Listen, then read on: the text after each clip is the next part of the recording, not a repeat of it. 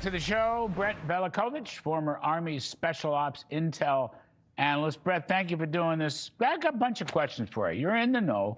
So now I got a retired Navy admiral, dubious forecasting skills, saying that little motorboats from Iran are basically going to close the Straits of Hormuz, which I hate to say it. All right, I did not serve in the military, but I just think that's crazy.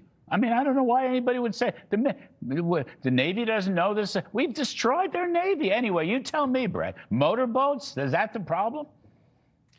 I don't know if they've resorted to that. I don't know how they're going to mine the Straits of Hormuz. I'm not sure they have any ships left. I mean, Iran talks big. IRGC commanders, they vow to set ships ablaze and they declare that the straits are going to be closed. But the facts on the water tell a different story, Larry.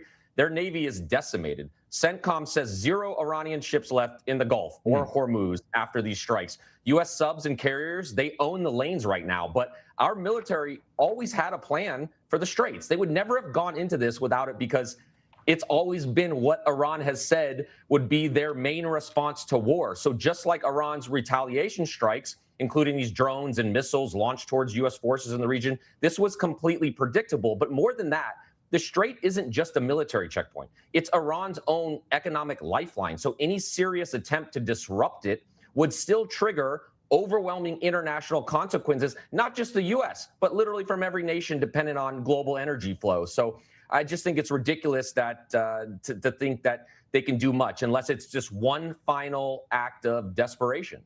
By the way, on that last point, triggering international problems, their pals in China will be hurt very badly if the Straits of Hormuz are closed. But we look, the fact insurance rates are a bigger problem than Iranian motorboats. And the government, Trump's going to fix that now with some help from our federal government. And the Navy is going to come to the rescue. So, Brett, step back for a minute. We'll leave this retired admiral alone.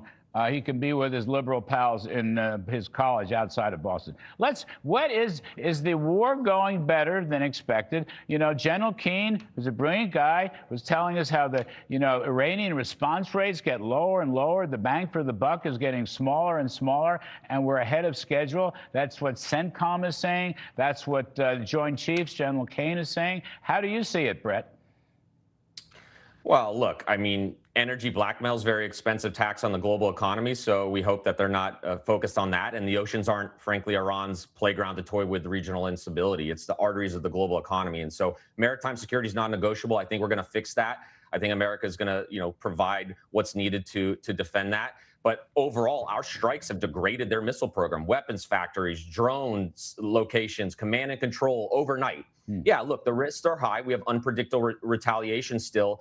But the real danger here isn't us taking lethal military action in that region. The real danger is allowing the world's leading state-sponsored terrorism to cross that nuclear threshold. But the big picture right now is that Iran has dramatically started to widen the conflict. And that's exactly why American leadership matters in moments like this. It's gotten to the point where this isn't a country defending itself anymore. Iran is not focused on retaliation. They're focused on regional destabilization. And so we have a responsibility to lead the coalition that restores order. But in the end, I think we're doing a fantastic job right now by basically sinking their Navy into oblivion. Brett, it just seems like, and again, this is from Jack Keane, but others, I try to read up on all this stuff. So Iran's throwing missiles at, hotels, the Gulf states, hotels and airports. They're cementing a coalition against them. They're bringing people together that normally wouldn't be together. I mean, in effect, the Sunni Arab states, the oil producers in the Gulf region, they're all back in Israel now as a matter of de facto. So that can't be. I mean, Iran's making mistake after mistake, and probably they don't have any leaders. Their leaders are all dead. Iran has a bigger problem now. You said it. We have multiple regional Middle East actors who were silent before now that are openly pushing back against their influence. That just shows you how destabilizing Iran's behavior has been for decades. Countries that once tried to stay neutral are realizing you can't appease a regime that basically treats the entire Middle East like a firing range. And so my blunt takeaway is this: when one regime manages to attack a dozen countries in literally under a week, The problem isn't escalation. The problem is that the world tolerated it for too long. And I think that ends.